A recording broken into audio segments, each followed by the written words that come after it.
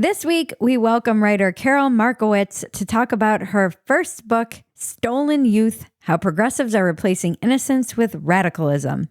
How do you define woke for people who ask you? I say that it's leftism coupled with a forced conformity. So leftism has always existed. I'm not saying that colleges weren't leftist indoctrination factories before, but now the left themselves are unable to have any kind of difference of opinion. And it's that forced conformity to me that makes wokeness what it is. An example that I often use is the old left, you get a women's studies degree. The new woke, you get a women's studies degree, but you can't define what a woman is. Right. And this is where we are. This is Walk-Ins Welcome with Bridget Phetasy. I'm Bridget Phetasy, and you are welcome.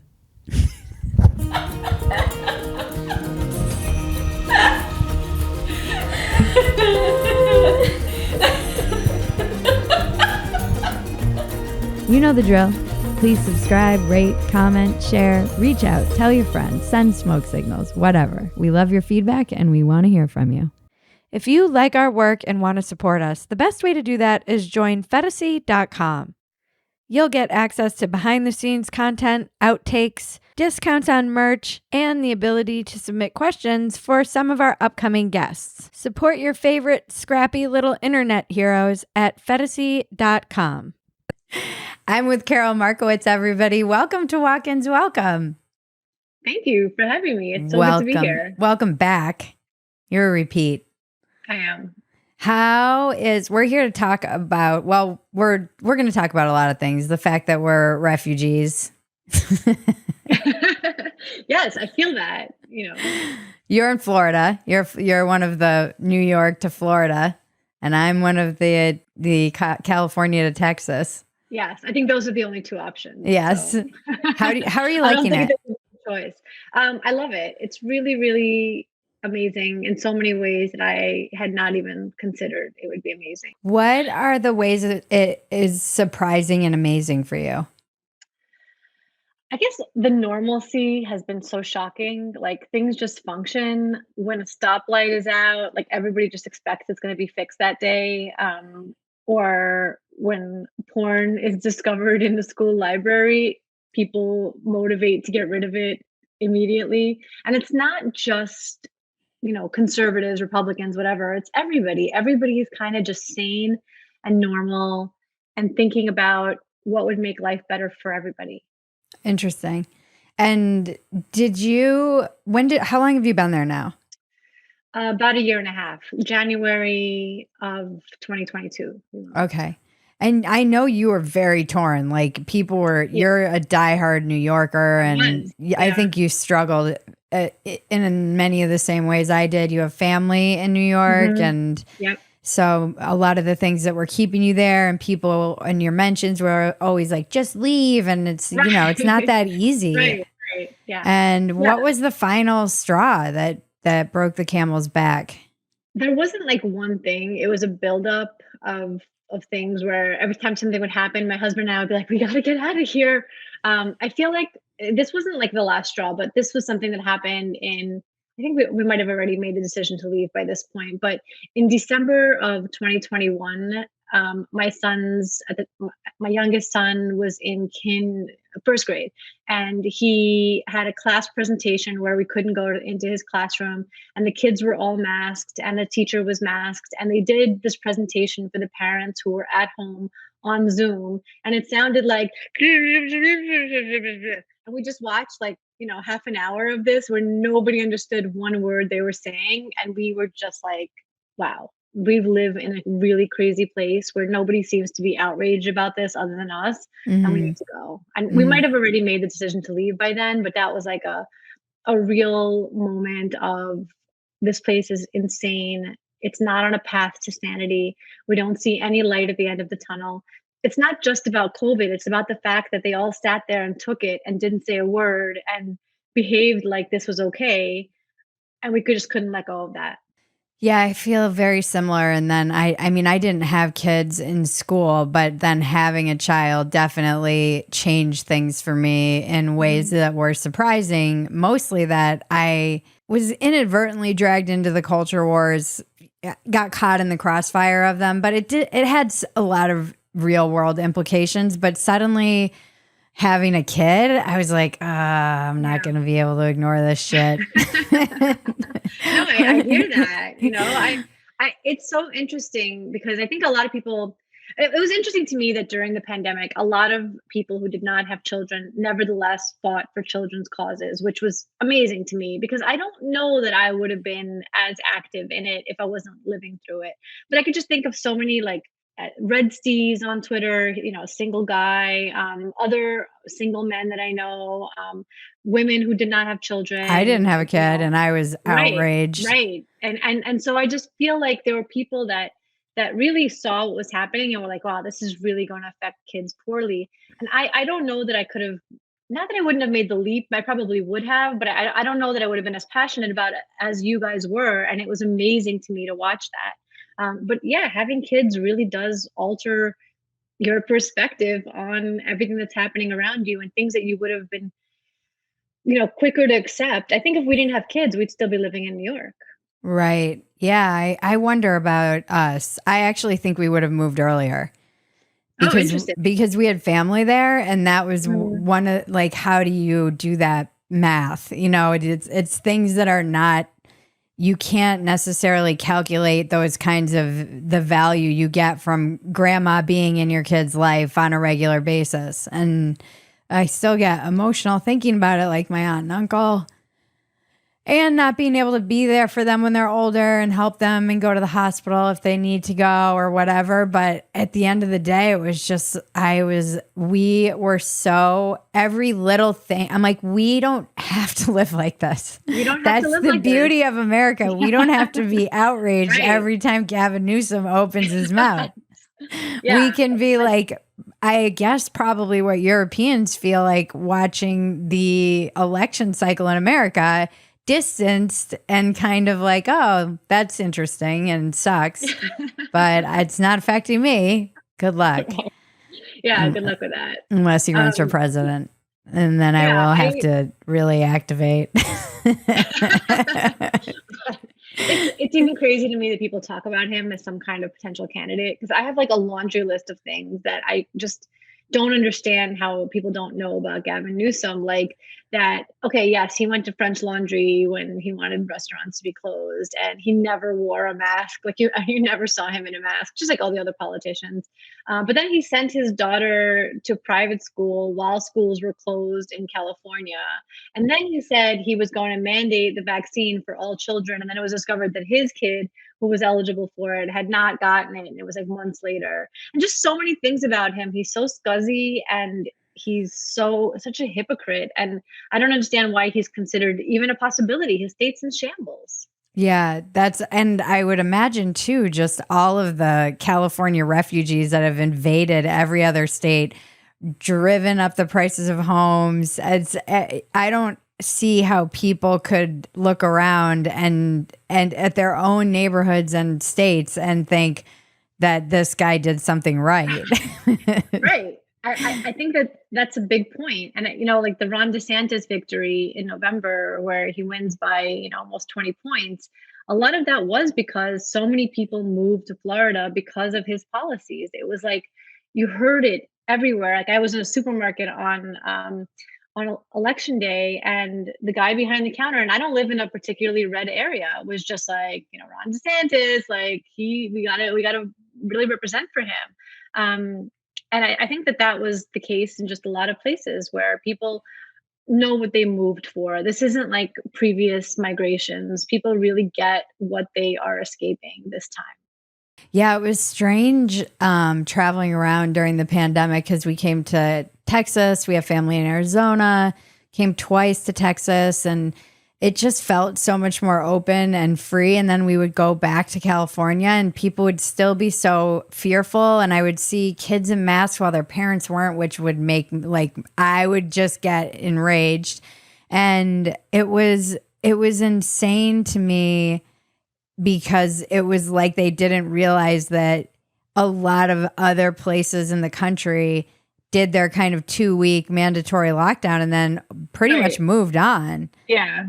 Schools were open that fall. The kids were the kids seemed to just so much more well adjusted, and they would look you in the eye, and it just was not the same in California at all. Right. I was in DC recently and I saw kids still wearing masks when their parents weren't, and it drove me bananas. But it also made me think, like, what is happening here? It can't be that the parents are like, let me protect the child, only the child, and mask them. I almost think the kid must be asking for the mask at this Yeah. point, because what else could it be? It's Yeah. 2023. Why is your child wearing a mask and you're not? Yeah. I mean, I think a lot of them got used to it. There were a lot of kids who Horrible. were saying they felt like they could, if you're shy or don't want people to see your face, there was a lot of, and it just, maybe they're afraid.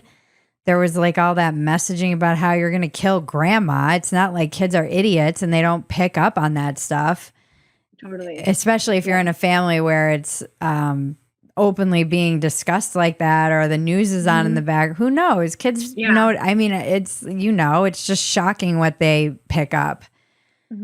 Yeah, I just at that point, if you're not wearing the mask, even if you were super crazy and you maybe realize that that was a mistake, but like, how do you not tell the kid, like, okay, we don't have to do this anymore? Yeah, I think that goes to the point of your book that I want to talk to you about, Stolen Youth, and how that's one of the most upsetting, probably the most upsetting thing for me over the past 5 to 7 years has been this perception that they're not allowing the kids to just be kids. Right. I was really able to be a kid when I didn't know. I mean, when you like the gender stuff, for example, I was so innocent and naive. And again, I didn't have the internet growing up, so that changes things drastically. But I didn't know, I was not exposed to, like, I don't think I even knew what anal sex was until I was well into my teens. Right. Well, yeah, apparently that's what they have to be teaching now to elementary school, with these books that they keep trying to hide in the libraries. I know, and then people will be like, they're they're banning these books. I'm like, I feel like there's a difference between banning and being discerning, Right. Being, no book plugs.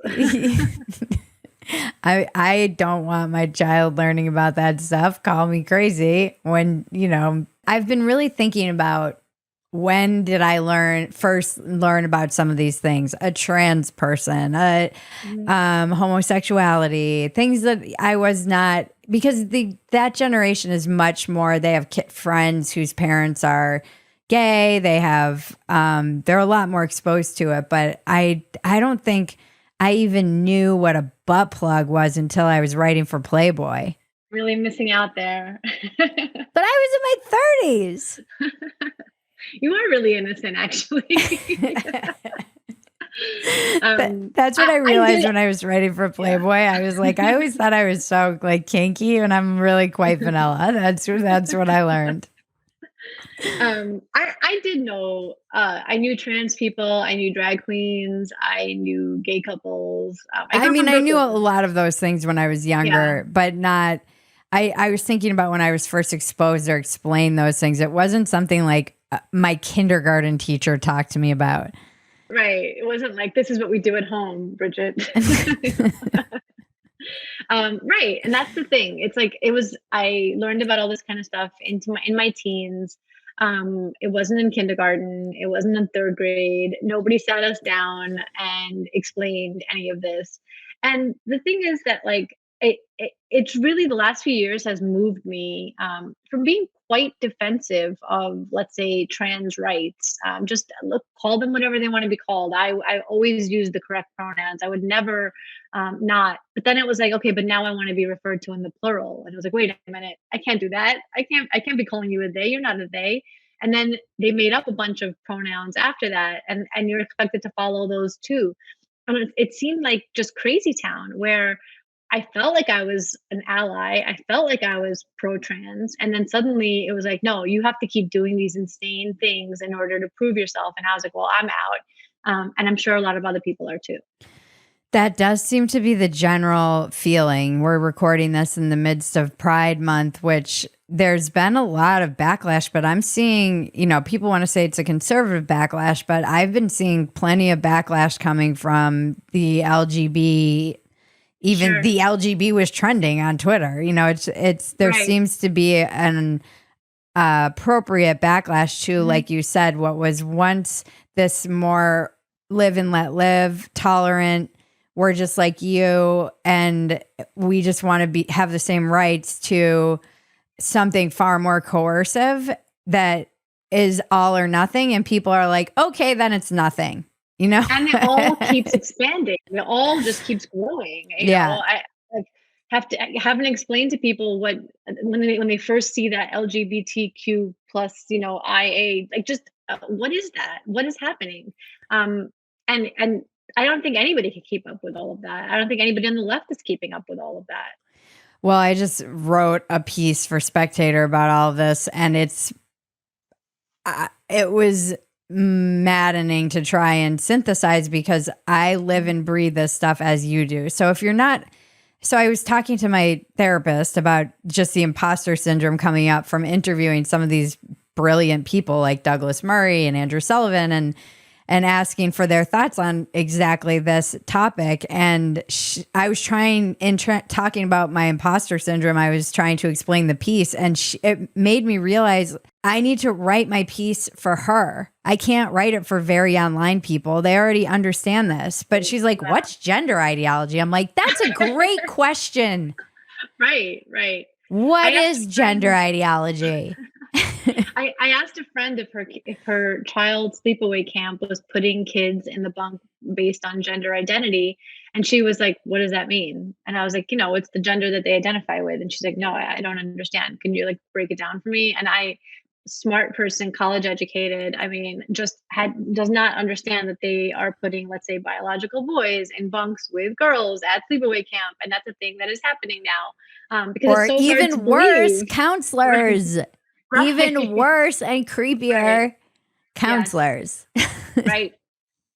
We addressed that in the book. The book has a bearded counselor sleeping in an all-girl bunk, and the girl too afraid to say anything about it. Oh, yeah. Yep. But go on. Sorry. I just get outraged about this stuff. No, that's it. That's the whole story. That I think that a lot of people, a lot of normies don't know that this is happening. And there's just so many conversations that I have that I feel like people walk away from me being like, no way any of that is happening. Like, that can't be real. That's like men and women, biological men and women's prisons. When you tell people about that and explain it, they're like, wait, what? They don't even know what's happening. Right. And you can't even make this stuff up, that people wouldn't possibly think that a predator or a criminal would use a loophole to benefit themselves. Right. Well, even forget about that. I often say this, but when I was a teenager, if you had given me the power to change my pronouns from day to day, I would have loved that. I would have used that. There's no way I wouldn't be Tree today and Zur tomorrow. And make people call me whatever I want and get to keep it all secret from my parents. Like, they don't even get to find out that I'm a lunatic. Like, that, it would just be amazing. And you get instant victim points, which, a lot of us simply don't have, Bridget. Just being boring white biological women. We don't have those victimhood points. and those are currency in today's world. So why wouldn't I be non-binary if I was in high school right now? I absolutely would be. Yeah, I always say that. And I was so uncomfortable as a girl when I was going through puberty. Just so uncomfortable in my body, the like weird sexual tension from creepy uncles, and like the like suddenly just attention from boys and hormones and things blossoming. You're like, what is going on? I definitely blossoming. Yeah. I definitely would have been like, no, yeet the teats. I'm all for yes, queen. I'm all for it. Like on TikTok. Stop the blossoming. Stop the blossoming. I definitely think I would have been on that. And we were joking about this on Dumpster Fire this past week, actually. Like the whole bill in California it's amazing it's even got as far as it has, where essentially it's child abuse if you don't affirm your kid's gender. I'm like, I definitely would have been like, if you don't take me to Disney World, I'm calling the cops. Wait, do we still do that or no? And I'm telling you, and I'm telling them that you won't call me them. Right. And we were joking. I'm like, yeah, I would have just called their bluff and been like, a lot of power. A lot of power. And it's going to be misused. I mean, you can just see it, right? It's not just you and I who have realized how much possibility there is here. I'm sure that teenagers are picking up on this, and it really does coincide with this moment where we are so into rewarding victimhood, and this is an easy way to get it. This is an easy way to become one and become a star.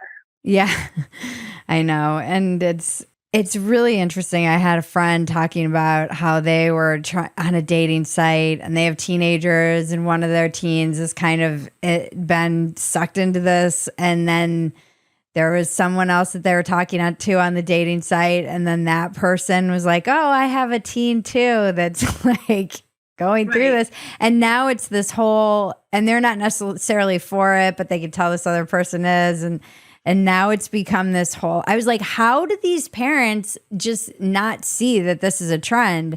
And they said, well, because this is also a trend among parents to be a parent of one of these kids. And I was like, oh God, it's so dark. I know a left-wing older man who has 3 trans grandchildren. 3. Like, I'm sorry, do the math on that. Like, there's no way that that's real. There's no way that actually could occur in nature. So what is happening here? It's so crazy. And it is so and again, if it wasn't something that people were like, all right, we'll humor them until they grow out of it, and the parents weren't all co-signing it, and the medical organizations, and now you're on a puberty, these terms that people don't get pushed to define, people in power, like Biden, when you say gender affirming care is reproductive freedom or whatever mantra of euphemisms that you're just mumbling, what do you actually mean? These people need to be pushed to define what gender affirming care is. It's I keep having people go on record when they're like, oh, I'm fine with gender. I'm like, okay, so you are okay with sterilizing children, because essentially that's what this does long term. If they change their mind when they're 18, whoops, you're just like, oh, sorry. I don't understand it. And I'm generally pro like letting parents, I'm kind of torn, like letting parents make these decisions for their kids. But in this instance, I don't even know that you should be allowed to get these things until you're 18, even if you have permission. Yes, I agree with that. I would also say that there's no avenue for parents right now except that one. Right. There's no way to find a different path for your child. Find a psychologist who can talk to them, any kind of help at all. And this is part of where I think the right makes a big mistake is, if you're a parent and your kid comes to you and says, I'm trans, and you're shocked and you don't really know a lot about this world, the 2 options right now are the right, which are like, it doesn't exist, fine, that's a perspective, but sort of anti, right? They come off as not liking your child. Well, they come off as transphobic. Right. But I don't think they are. I just think that that's the impression given by like the media, etc. I think that that's what ends up happening. Mm-hmm. And on the left, you have this like, we'll welcome your child. We love your child. And I think that the right needs to present some other options for parents in this kind of crisis, because there is no real good option. There is no medical path that they can take. There's no doctor they can talk to who will be allowed to say to them, like, look, this is a phase, like, just wait this out. And that's scary, that there's no alternative. And I do think that the right should be presenting an alternative for the parents who are not rah, my kid is trans, this is so amazing, I get all the cool points. I think that they should be able to have some sort of dialogue with these people and say, look, here are the steps you can take to help your child. Yeah. And I do think that making it so medical providers don't lose their license, Right. or psychologists aren't living in this fear of losing their license if the only path is just affirming Yeah. all of this, will make it easier for people to actually analyze this and try and weed out who's maybe in a phase, who's maybe gay, which is a lot of Yeah, them, big one. Yeah, and right. who's truly gender dysphoric, because it's not like that Yes. doesn't exist. It just doesn't In exist tiny in these numbers. Right. numbers. Yes. Yeah, it's just it's such a weird thing. I was watching Rogan doing some stand up, and he has like a really hilarious and also kind of terrifying joke where he was like, isn't it? He's like, this isn't even a joke. We just live in weird times where like a certain percentage of you might lose your job if you say men can't get pregnant. And it's like it gets the biggest laugh because it's like Right. relief, but it's also like, Yes. this is fucking crazy. Right. Right. We Crazy also live in the time. Mhm. stupidest times, and somehow Yeah. it does feel like the inmates are running the asylum. So in your book, I know you guys cover a lot of the different aspects of how, like, I guess little indoctrinated soldiers are being created, but Right. what can parents do? So it's tough because the trans question is really one of the tougher ones because of how limited the speeches around it, how the whole thing where you're gonna get fired for not saying men can get pregnant, that exists at a much larger level in the medical field, in the psychiatry field. So that's a really hard one. I mean, pulling your kid out of the situation is what we advise in our book. If that means you have to pull them out of their school, which is of course affirming everything, then you might have to do that. You might have to move, etc. Like, there's no easy answer. There's no like, oh, there's a guy you can talk to that can totally fix this. There's just we wish that there was an easier answer, but the answer is you might have to uproot your entire life to save your kid. And And people the have thing done is, that. oh yeah, I Yeah. mean, they've done that. I think about, look, we've done it on a smaller scale, right? Yeah. We uprooted our lives for our children. Again, and when I say this on Twitter, people like really come for me. But before the pandemic, our plan B of where we were going to live, if in case anything went wrong in New York, was LA. Like, Uh, we never even considered that both places would fall apart like the way that they have. yeah. So I think you make your decisions what's best for your family, and we talk about that in the book a lot, in a lot of different ways, not just on the trans issue. But a win is a family who is free. So if free means you move to another state, and that might be what you have to do. It might mean you just move to another community. It might mean that you switch schools. It might mean that you get out of the friend group that your kid is in. It could mean any number of things, but the freedom for a family to be who they really are is at the crux of our book. And we open Stolen Youth with a history chapter of totalitarian societies and how this has happened before. This cultural revolution where you can't say what the truth is, and your neighbors all inform on you and hold you accountable, and bad things happen to people who are not in the in group or not part of the party in charge. All of this has happened before. I just think that it's happening in America really for the first time. And to see it as a broader cultural revolution is what we present in the book, that it's not just, look, you can't say men can get pregnant. You can't say lots of things. You can't say I'm not racist. That's the wrong language. You have to say I'm anti-racist. There's so many things that you're not allowed to say, and you must present in a really specific way. Is very, to me, being born in the Soviet Union reminds me of the stories of my childhood, of my grandmother saying that, her father had been killed by Stalin, but when Stalin died, her and her sister made a scrapbook of Stalin's glorious life because that's how Wow. you survived.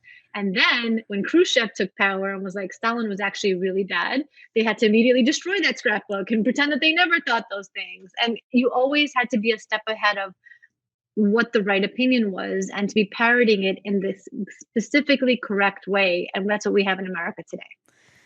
Yeah, it's interesting. I've been noticing being on YouTube, we always have to the kids these days all have this double speak that they use to get around the tech censors. And it's so crazy. Yeah. You know, everybody just takes it for granted, and we've even started doing it because on YouTube or on Dumpster Fire, these stories, I'm like, I am gonna effing kill myself. You know, and you can't even say that. The kids On a all live. say on a live, which is Yeah.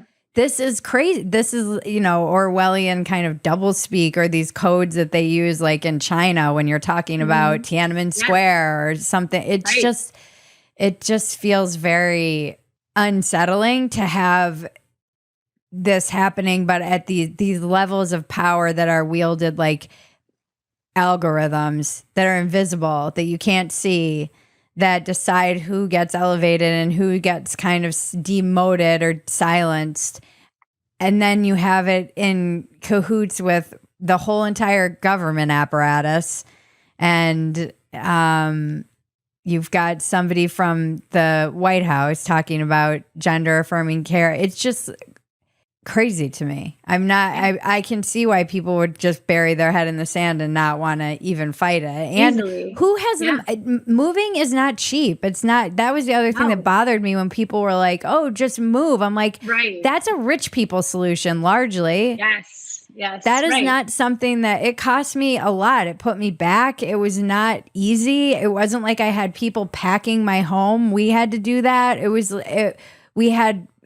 not like, we're still dealing with the effects of it. It wasn't something that was like, oh, I just do my thing while everyone packs up for me.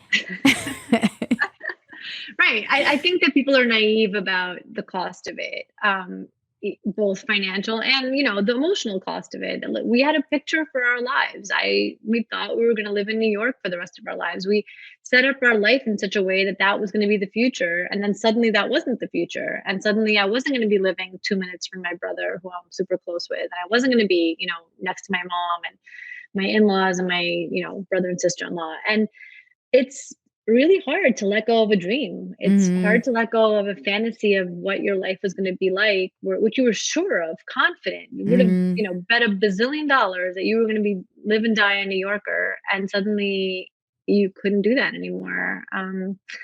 So yeah, it's not easy, and it's a solution that you really have to come to very seriously and see how much you can do to change your life in the situation that you're in. But for a lot of people, like, again, if you're living in a really blue area and your teenage daughter comes to you and says, I'm trans, because she's a tomboy and always enjoyed playing sports and thinks that that's means that she's a boy, you're going to have to make some changes. And and it's going to cost a lot in a lot of different ways. Yeah, I think of that Abigail Schreier piece that she wrote for City Journal, when the state comes for your kid. And it was about that one father who he went to the hospital and his kid was kind of on the spectrum. And then he basically just like got his kid out of the hospital and moved, you know, like got him out of the state immediately, just moved as soon as they could. Yeah. And did you hear that story? I feel like you might know this, but when Angela Lansbury died, there was a story about how her teenage daughter started hanging out with a guy when she was in high school, and then started stealing money for this guy. Yeah, it gives me chills. And Angela Lansbury was like, I got to get her out of here. And they moved to Britain. She literally just packs up her family. Oh, Ireland. Yeah. Okay, yes. Packs up her family, moves to Ireland. And the punchline? It was Charlie Manson. Yeah. Like, she did the right thing, you know. She did. You don't know in the moment. You might think like, wow, I'm crazy. What am I doing? But she did the right thing. Obviously, we all know that in retrospect now. But that's mama's instinct. Oh yeah, that was my instinct with our family, and I was already before the pandemic, before even 2019. I was like, LA's getting a little apocalyptic.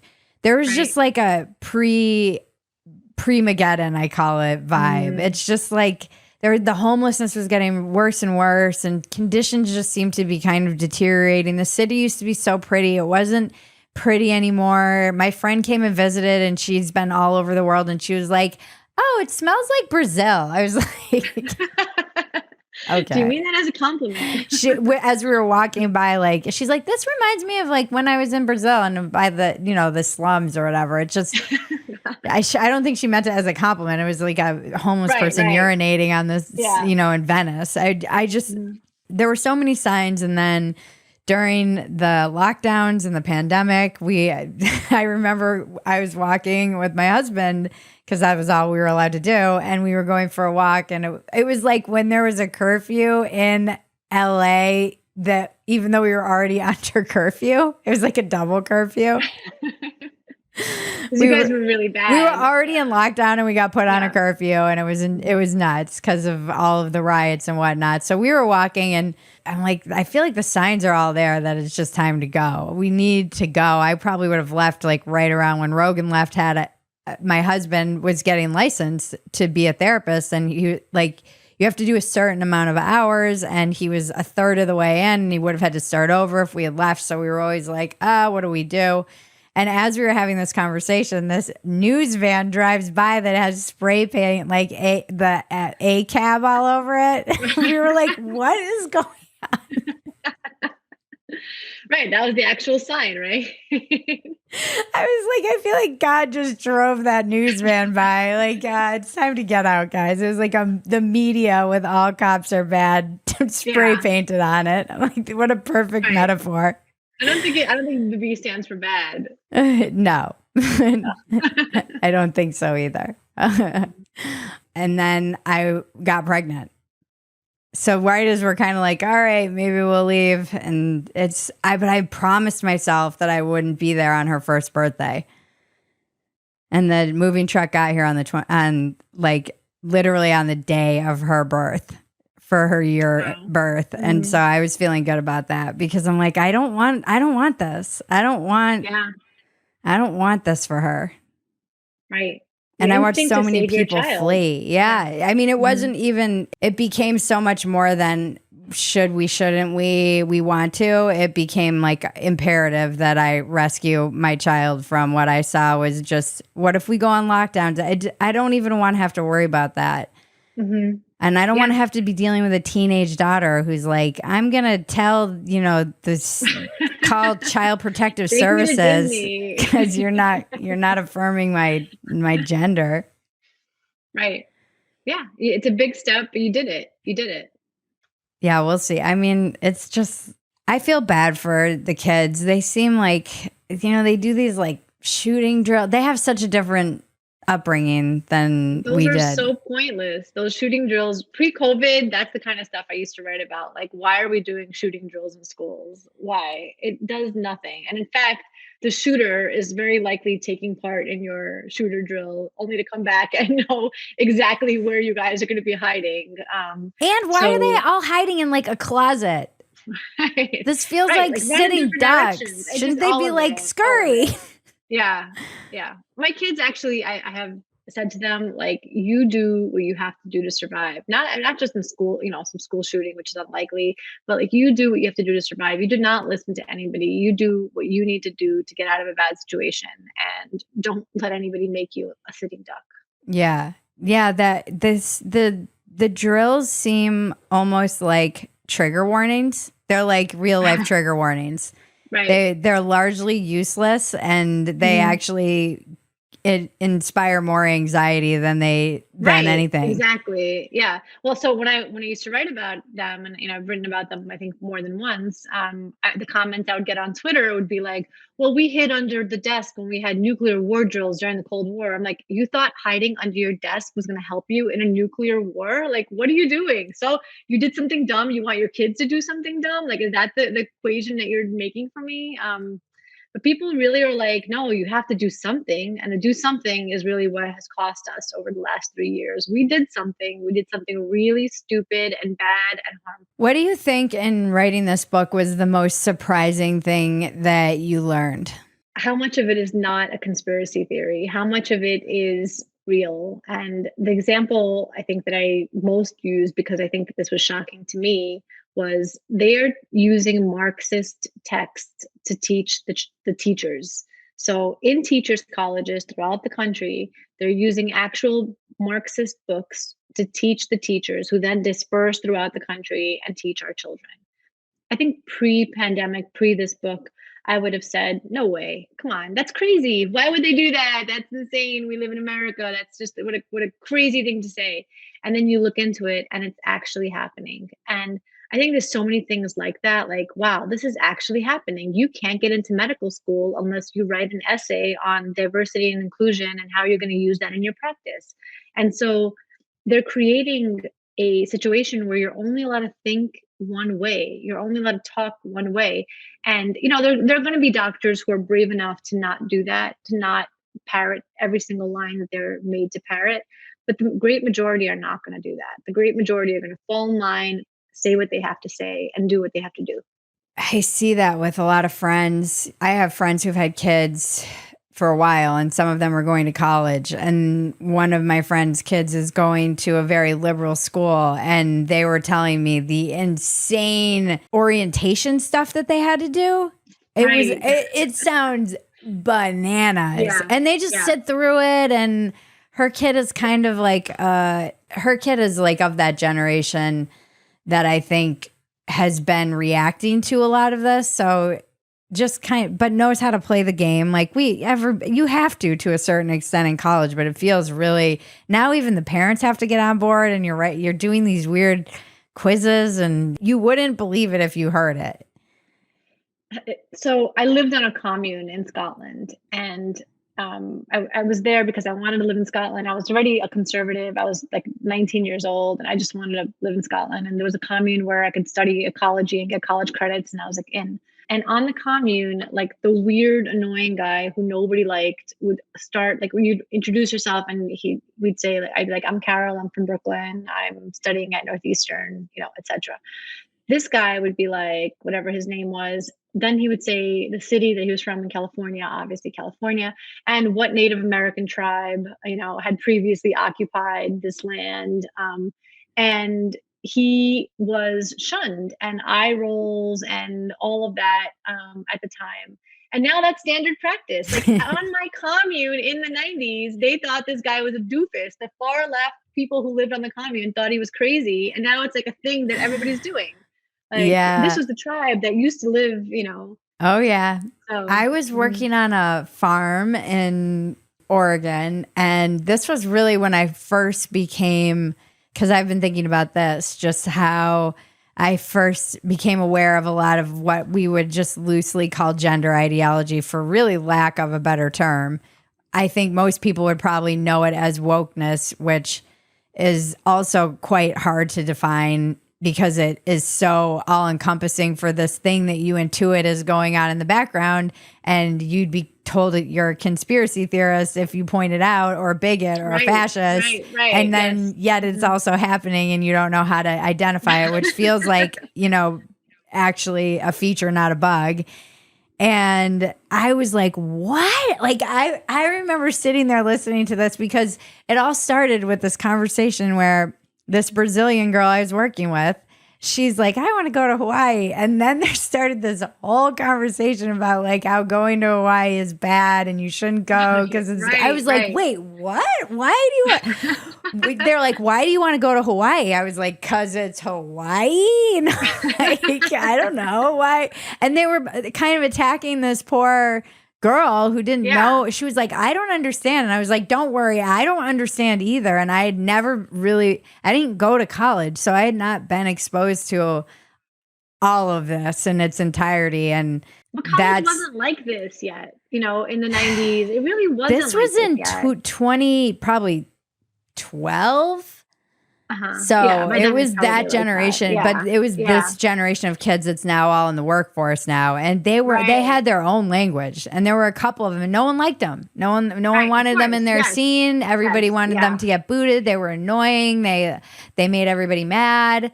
And now it's like the reverse. They're kind the majority in their like universe. They're not the majority in real life. They're just in the, the loud majority in their fields or in colleges and that. You're not allowed to say field. I didn't even know that one. Hey, Carol, didn't you get the new So list of canceled. disapproved words? Field is on it. We were I making fun of didn't. that. We're Oh like, man, if the that's first thing that awesome. you hear, if like, it feels like a Rorschach test. If the first thing that is coming to your mind when someone says field is slaves, maybe you're the Right. Maybe it's racist. you. Right. Right. This might Um, be a you problem. I think of yeah. like strawberries, you know? My friend who has a black husband used African American the other day, and I'm like, you're not allowed to use African American anymore. And she was like, oh yeah, right, I forgot. Like, failed to Feel like I used that the remember the other list. day. No, you can't. That's it. Why It's out. not? Well, I mean, why is Afro American out? Same reason. We've Mm. changed. Things have changed. No longer allowed. And Michael Malice has this amazing thing on it. We quote it in the book because it's really one of the best things I ever read, where they change the language so that they know who's in the in group. The use of jargon is how they keep a container on who's in and who's out. Who's Because if you don't they? know the left, if you don't know the latest language, then you're not in. And it's obviously very easy to just keep switching. If I tell you you're not allowed to use African American anymore, it's not that hard for you to start saying black. But if you're just starting today, they can tell that you're not part of the club. I feel like when I was growing up, you couldn't say black. Right. Well, now you. It's always changed. Yeah. Where did Michael say this? In an article in the Observer. Oh, I'll send okay. it to you. Yeah, I've tweeted about it. It's like one of the greatest like points I've ever heard made. It's such a just on point. Like, we still say on point or no? So my first moment where I was like, what the hell is going on? Like, your Hawaii moment was Like, why do you want to go to Jada Hawaii? Pink I don't know. racist. Turtles? Jada Pinkett Smith gave a speech at a college. I have no idea what year it was, but maybe in the early 2000s, I would say. But her speech was just criticized for being too heteronormative. And I remember hearing this word heteronormative and thinking, like, what a ridiculous word. Like, who are these lunatics who are using this word? And now obviously it's part of our lexicon, like just something that people say, oh, that's very heteronormative. But she gave a speech about like getting married and having kids and whatever. And Jada Pinkett Smith, who's like herself kind of kooky these days, was seen as too square and too heteronormative. And I believe she apologized, if I'm Probably. correct in remembering this. Yeah. But that was the first moment that I realized that something was changing, something was shifting. Yeah, that's really funny. I've been thinking about these long walks I would go with my roommate at this farm, and she was very indoctrinated into like queer theory and all of it. And I'd be like, please explain this to me. And that's when I started hearing heteronormative and all of cis and all this stuff. I'm like, so what is cis and what? And she's like, Bridget, I'm not your woke Siri or something like that. I was like, I don't even think she used the word woke. It was so funny though. She's like, I'm not your like, you can't treat me like you need to educate yourself. That's when I first heard Read a that book. terminology. Yeah. I was like, you went to 4 years of college to learn this crap. How am I going to learn it in like one afternoon?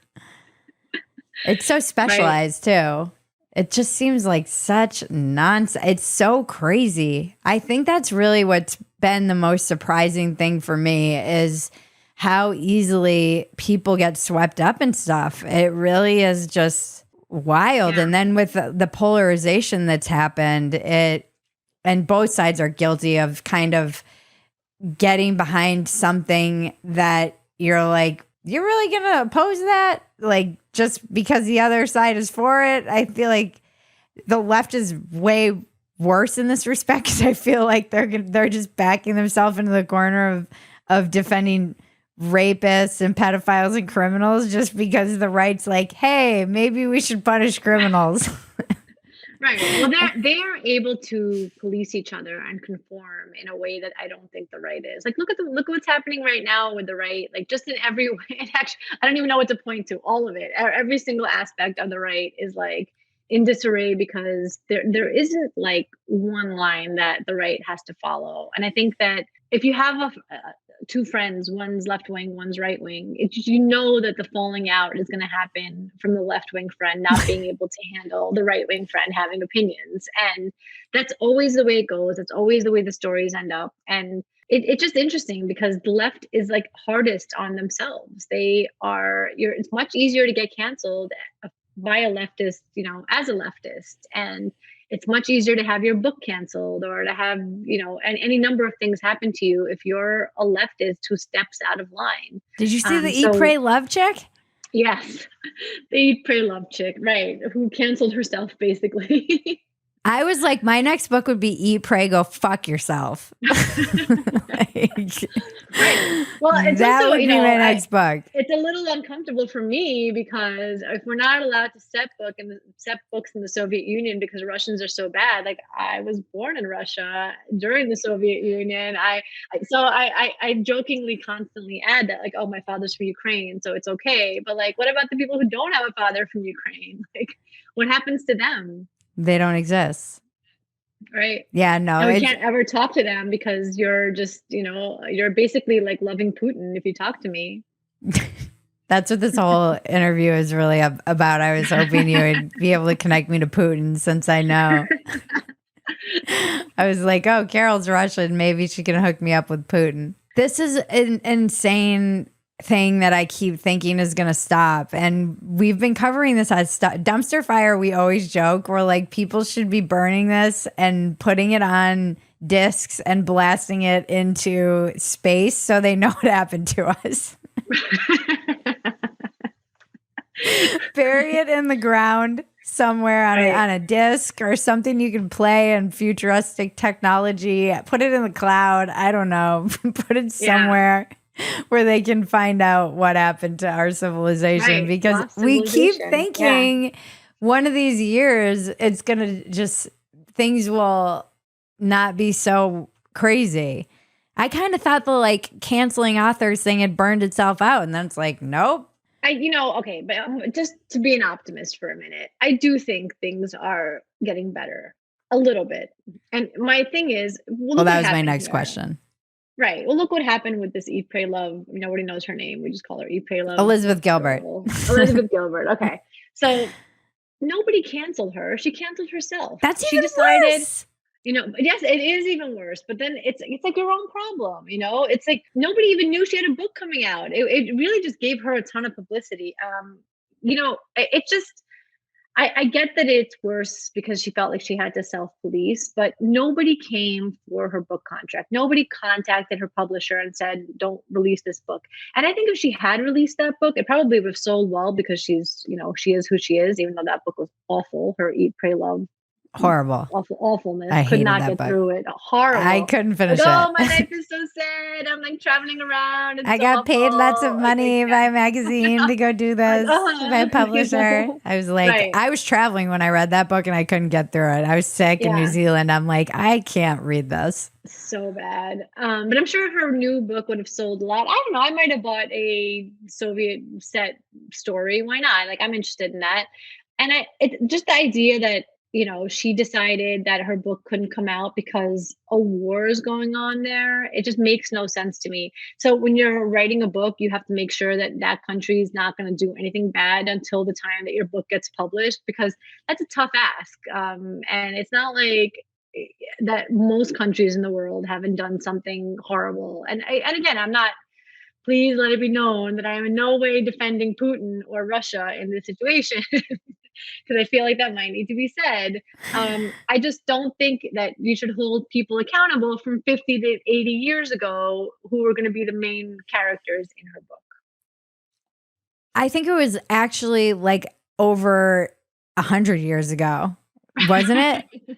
Maybe no, it was set like in the early 1900s, wasn't it? Oh, I thought it was like 50s. I thought it was maybe I'm wrong. No, it had to be after the revolution, so it was like 1920 on or something. I think was but I understood it to be in the 1950s, post World War II, which is, I could be wrong, but that's what I thought was the setting. Okay, maybe I mean, the Soviet years. In any case, you've written a book. Time ago. This is why I think it's worse, though. You've written a book. And it's a book that is basically like a book report. So it's research, and you're collecting things. You're not making up characters and plots and all the shit that she had to make up and do research and write a whole novel and then self-censor it because some people came at you with Ukrainian flags in their bios. Right. But yeah, maybe it was just a way for her to get some attention. Right. Because the truth is that book can come out anytime, right? In a year and 2 years. My book is like for right now. This is what's happening now. And in fact, we have a COVID chapter in the book, which we were like, oh, should we include this? Because it's like backward looking. But her book, you should get released that in 5 years and it'll still be relevant because it's happening 50 whatever years ago. So I don't know. I in general, I think people are getting tired of the woke insanity. And I think that because they're such a minority, and that's really the other thing that I like, the only hopeful message that I normally have for people, because I'm such a bummer otherwise, is that it's only like 9% of the country calls themselves very liberal. And I'm sure that number is even smaller for real woke nonsense. The people who don't think it's fair to have, rigorous classes or algebra in 8th grade, or the people who think that we need to separate by race the classes, or any kind of crazy things that are believed by some of these people, I believe are a really small segment of the population. So the immigrants are going to save this country. I mean, we're trying, we are trying, but it's tough. It's tough because like, look what ends up happening to them. Asians have become white supremacists. Everyone's white supremacist. Well, yes, but it's like a little tougher when you're Asian. Yeah, I know. Anyone. I mean, Muslims are white supremacists now. Right. Obviously, Hispanics, since they were white supremacists since 2020. Have been white supremacists. I don't know. One of the jokes that like we have in our family is that we're just glad that Jews are white now. Like, we'll take it. We're white supremacists. Just like, we're white. It's nice. It's nice to be here. Thank you for letting us in. Sometimes I get bleak. We were doing a writer's room last week for Dumpster Fire. We do like you're welcome to sit in if you really want to throw down some jokes with us. Yeah. Anyone is welcome. But at the end of the writer's room, a friend said, I know that this show is true to its brand because by the time we get to the end, I want to take my life.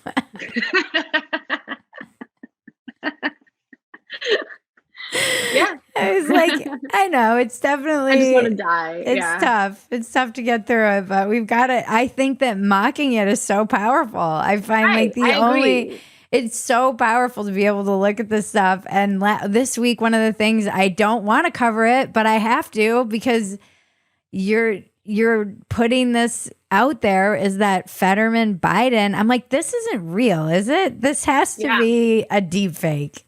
Like Fetterman introducing Biden. I'm like, this can't be real.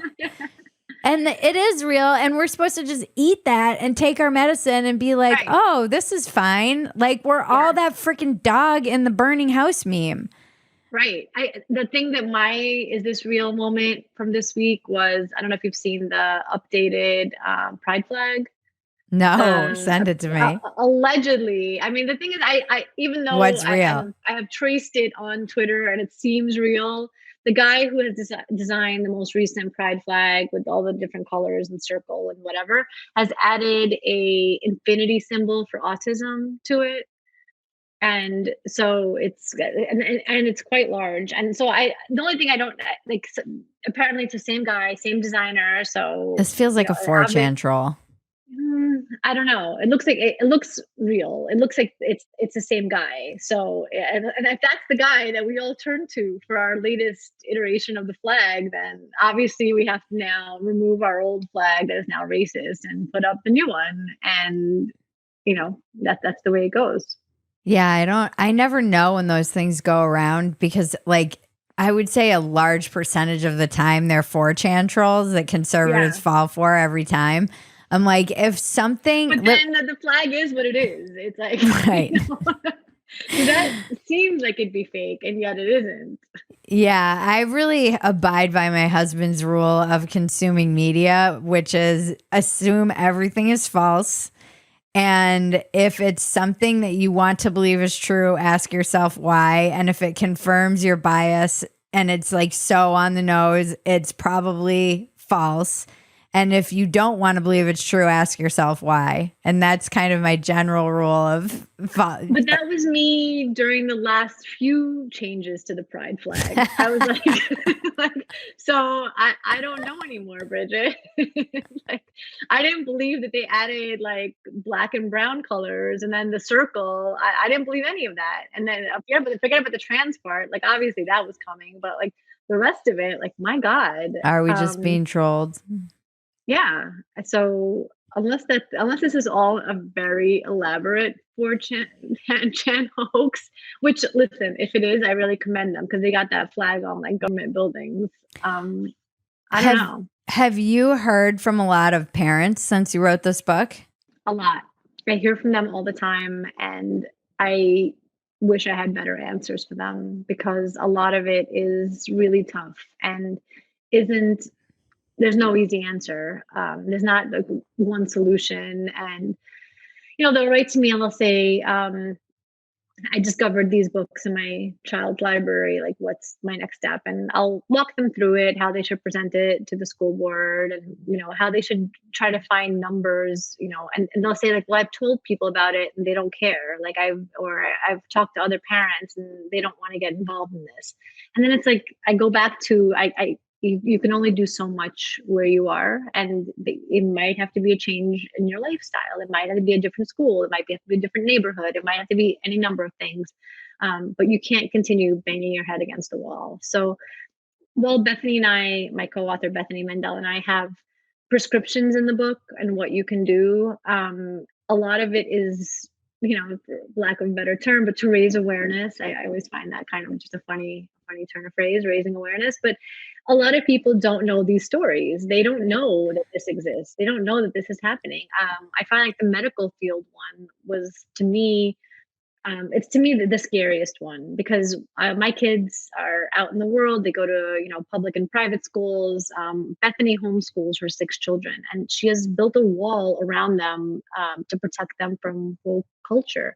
And yet that medical field gets right over her wall because she has to take her kids to the pediatrician. Like, you can't not take them, right? So the woke life, the woke world, no matter how much we protect ourselves from it, is still there and still wants us. And I joke, you might not be interested in woke, but the woke are interested in you. And I know that your co-author went viral, which was great for the book for not being able to, like, having a postpartum brain fart. Right. How do you define woke for people who ask you?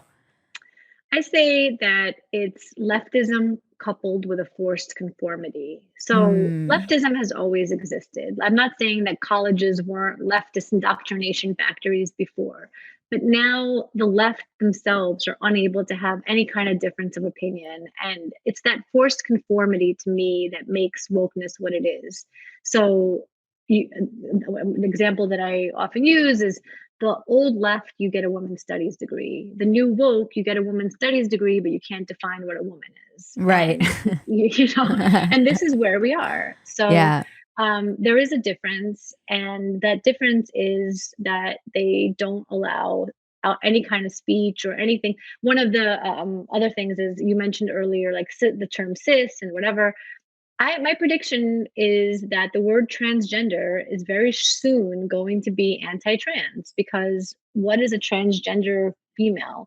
It implies that this person is not just a female. So that word is going to end up being unacceptable in our lifetime, for sure, probably far sooner. I would say in the next few years, we're going to see this shift. But I've heard Bethany describe woke and define it so many times. Obviously, if I had she had a 6-week-old at the time. I was a mess when I was a 6-week-old. I know, and she did it anyway. She went on book tour. She's like such a hero, and it really like kills me that moment went viral the way it did, because I know that she knows what woke is. Of course. I've heard her talk about it. I've written a whole book with her about it. And the thing is, we don't need to use woke, really. It is just a leftist conformity. It just woke is an easy phrase to sum it all up. 6 weeks. I mean, I was like, I can't believe she's even doing press. And anyone who's had a child knows. I went on, I think I was on Rogan when I was like, how postpartum was I? Maybe 6 months. And I was still like, couldn't find words. Yeah, halfway through the interview, I'm like, I can't find words. I don't even know what words I'm looking for or what they mean. Right. My youngest is 7 years old. I'm hoping to someday be normal again. Yeah, I just was that. I mean, but I do think it was good for the book, actually. No, it was. It was great. It was great. Nobody denies that. It just, I'm sure it hurt her, and I didn't enjoy seeing her, suffer like that. And it sucks, Yeah, no, it's like there's certain people that really get, like, people just have like a really strong reaction to her. Yeah. Like Barry Weiss is one too, where it's like, whoa, this is like an outsized response to something that feels, I don't know, it's just weird. Like certain people provoke very strong reactions in large numbers of people, and it's kind of terrifying. I'm glad I'm not one of them. She seems like she can handle it. She's so tough. Yeah, I'm grateful that you guys wrote this book. I'm glad that, I think if anything, it's like what I constantly hear from people, because I get a lot of the politically homeless and people, but I get so many emails too, and I'm not even in the space you guys are in with kids and writing this book, and everyone's like, what is happening? Nobody knows what's going on. How they're like, how did this just get everywhere all at once? Like, is there something in the water? No, it's a cultural revolution that this is what has come to our shores. And if people understand it like that, I think that it becomes much more manageable. You understand that like there's a message being aimed at you. In China, they call it the main melody. We have our own main melody. And once you see it, you can't not see it again. Is there an underlying purpose, or is there an end game? When you say these teachers are taught this stuff and they go to teach it, why do we? Just to push leftism. I mean, I think that that's just what it is. I think that the Marxist books are not an accident. They are pushing socialism. They are pushing Marxism. And I think that they're doing it in a really deliberate fashion throughout society. It's not just about politics. That's the thing. Conservatives, people on the right, they sort of just see it as like, oh, if we just get our guy elected president, like this is all going to be okay. Like, no, none of this is going to be okay unless we, fight back on every part of culture. And you don't need to be a conservative to think that way. I think that the moderates and the normal liberals should be fighting back too, because this is crazy. What they're asking for is crazy. The conformity of it all should terrify people. The Soviet Union wasn't gulags for most of the time. It was just neighbors enforcing the right opinion on their neighbors. And I think you need to see it as, if you want to be free, you have to fight this sort of thing. Yeah, I know. This is kind of, unfortunately, the shores I've found myself washed up on. Well, we like you here, Bridget. Well, it's like, there's a lot there. I'm always like, oh God, the right doesn't do themselves any favors as someone coming from the left, because I'll be like, all right, I need to fight this on the left. And I have a friend who says the kind of defining ideology of America is but the right, which now that he said that, I can't unsee it. It's kind of true everywhere. And I feel like that's not helpful at this moment in time when we really should be saying but the left. Right. Because the stuff that they're doing is so unhinged. And I keep telling people, you don't need to be on the right to reject the left. Absolutely. Even if the left will say you're now on the right, you don't have to accept that from them. And another point that I feel like I've been making a lot lately is like every time somebody on the right says anything kind of controversial or maybe like over the line or whatever, you'll get a bunch of people on the right rushing to condemn them, like rushing to do it. This very rarely happens on the left. Again, their ability to control what their fellow, political allies say and think it's scary to me. Yeah, it's scary to me too. Well, this has been uplifting. See, I usually end on the whole 9% of the country. No, we're going to end on my usual questions, which is positive. Okay. What's your biggest defect of character? Oof. Oh gosh, Bridget. Can I make you like a long list? Sure. You can interpret it however you want.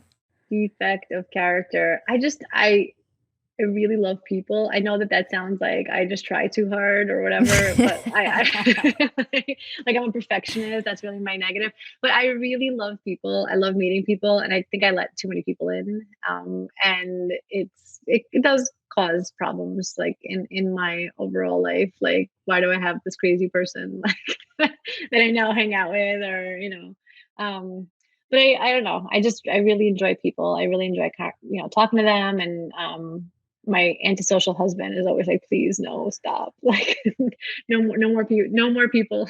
We have similar, we all need to get together, I think. Yeah. My husband's just very much like, I have to kind of drag him kicking and screaming out. And once he goes out, he's fine. It's not like he's a weirdo. He can definitely just, hang. But it's like, I've accepted that I have to let him go through his like, Right.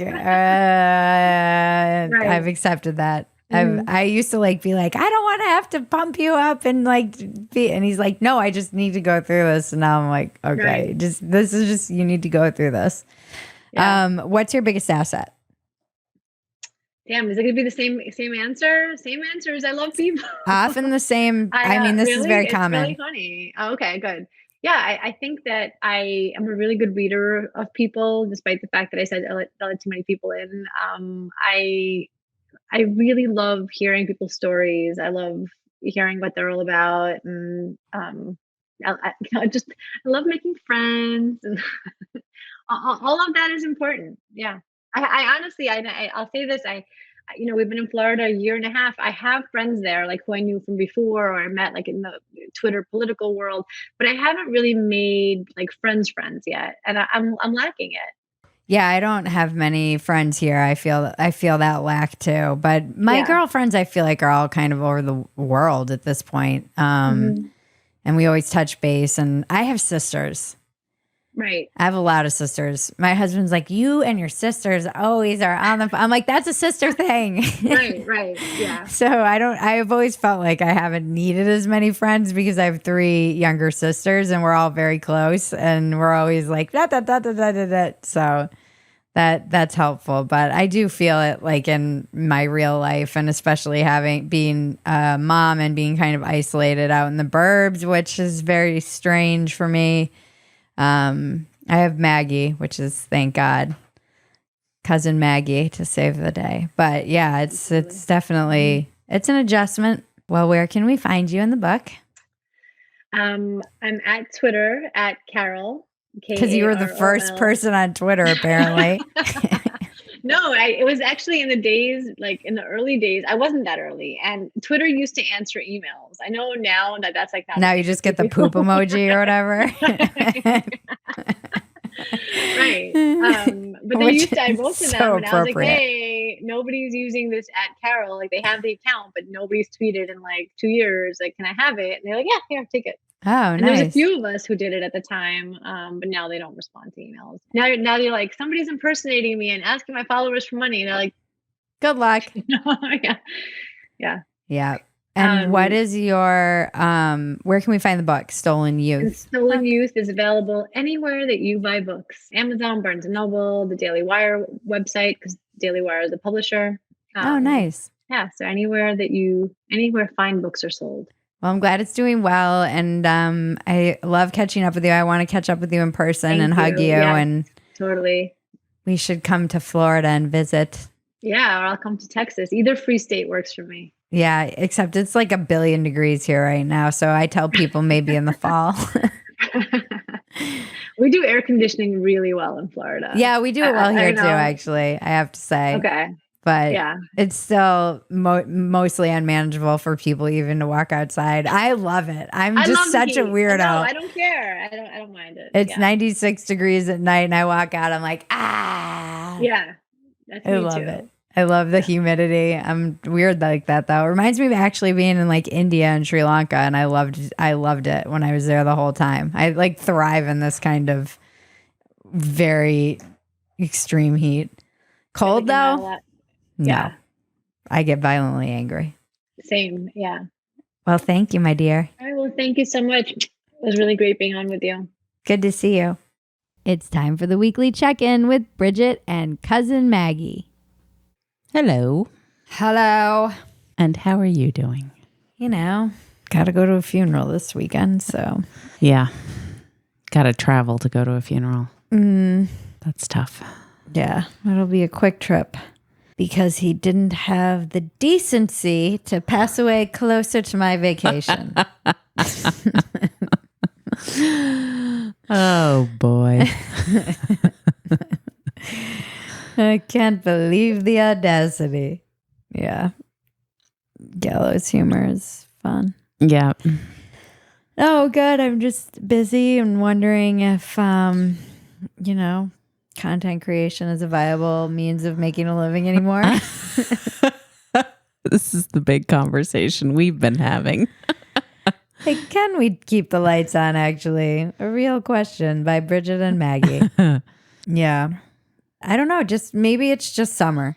Yeah. A lot of the time I feel like in my life, I freak out this time of year, even when I was teaching yoga or working with kids with autism or anything. It just always feels like summer I would freak out about, other than being in the restaurant industry in resort town when you're like rolling in the cash. Yeah. This would be traditionally when I'd have to tell myself that everyone's on vacation. Things slow down in the summer. Yeah.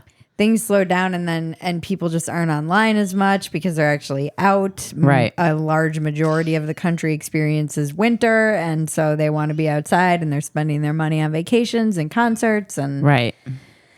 Pretty soon they'll all be trapped inside with nothing but a political election coming up. God. And no new content because of the strike. Right. And they'll need to be distracted by That's when I'll snatch dumpster you. fire. That's when dumpster fire will rise. And people will discover Watkins Welcome for the very first time. And I mean, someone on Factory Settings, one of the comments today was like, I find myself listening to every single one of these and not just the topics that I'm interested in because you guys I find the conversations fascinating. So I was like, oh, that's nice. We have fun too, though. The Factory Settings are just funny. Yeah, they are funny. Just listening to you guys and your dynamic. And they always do. They always make me think of like, what was my family like? What is my, like, what was my blah, blah, blah, you know? Yeah. We want to make people think about their life. Because it is crazy how in the topic can be so simple. You're like, oh, food. Right. How could we possibly talk about this? And then you just get in there and you're like, oh, this is like. There's a lot to uncover here. Yeah. And unpack, and it changes, and we're so lucky we have so much of it. And yeah, and it's just really interesting to hear like your different stories about where, like, what you were raised with.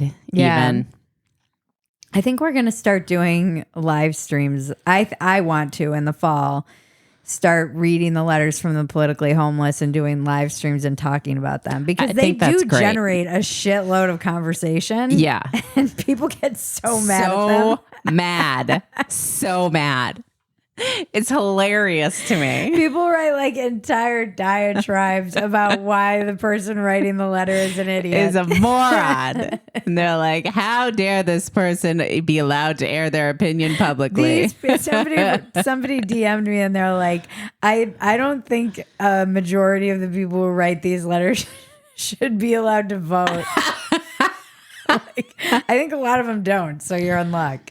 But I love the letters and like I just love the different perspectives and people's different feelings about things. No, I love the idea of doing a live stream around those weekly, just reading them and maybe getting guests on. And let the commentators just roast the letter. Right. Yeah. I think it's funny too when people get mad at me because I'll post it on social media and then they'll act like I'm yours. The writer. I'm like, I'm not writing all these guys. I know it might seem like it.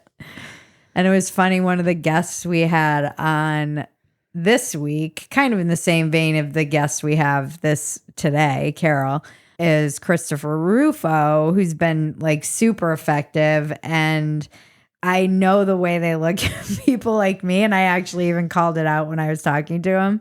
And as just kind of I don't want to put words in his mouth, but I know that I'm not seen as exactly like a radical warrior. I'm kind of just like a wishy-washy, like the IDW has been roundly mocked for just being, and I don't consider myself part of the IDW, but they've been mocked as being kind of useless. Well, I mean, to me, the point is to give people a place to have conversations and, make people think a little bit about something they might not have thought about. And we're not trying to take a stance on anything other than making fun of it.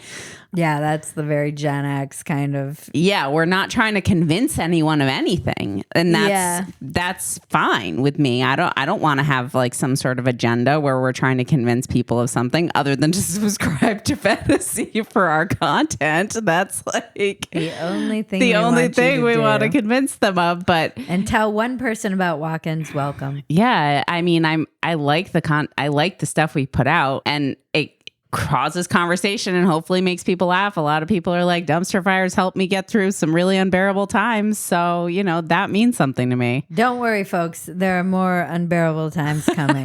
Way more.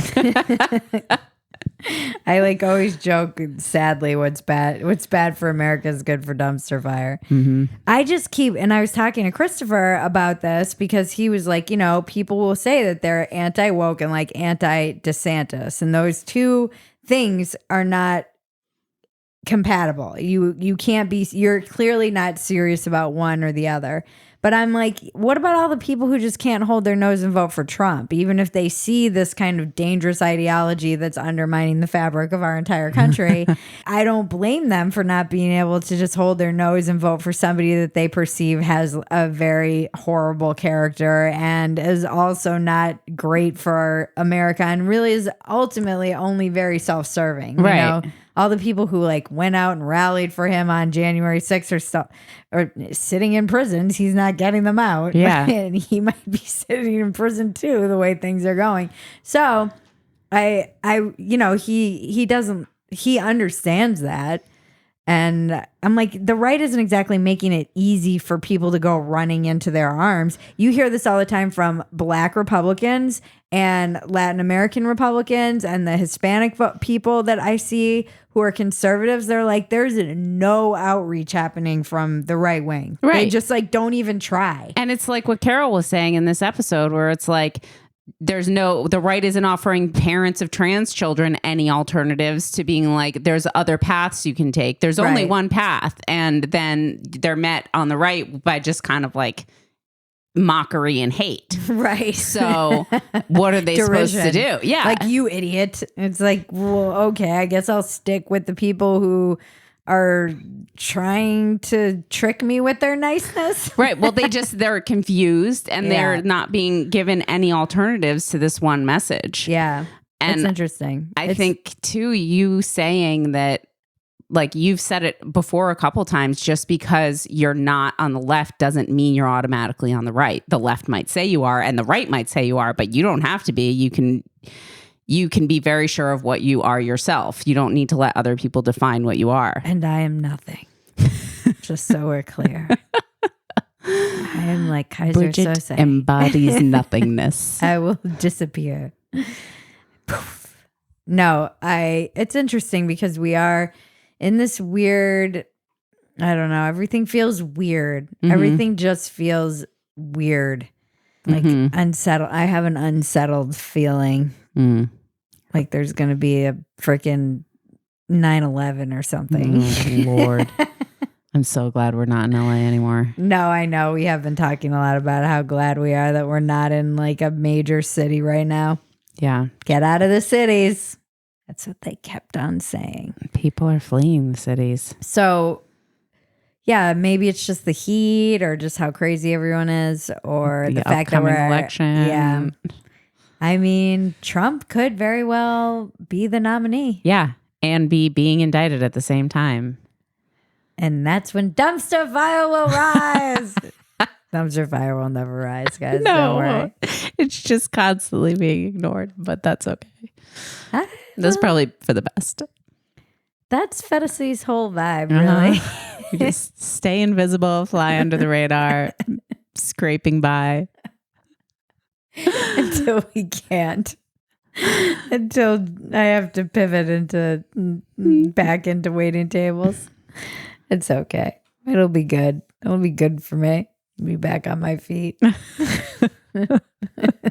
Tune in next week for another riveting episode that will change your life, help you get out of your own way, and solve all the world's problems. I want to thank our composer, Jared Elias, my co-producer and cousin, Maggie, and all of you out there listening. This has been Walk-Ins Welcome with Bridget Phetasy. I'm Bridget Phetasy, and you're welcome.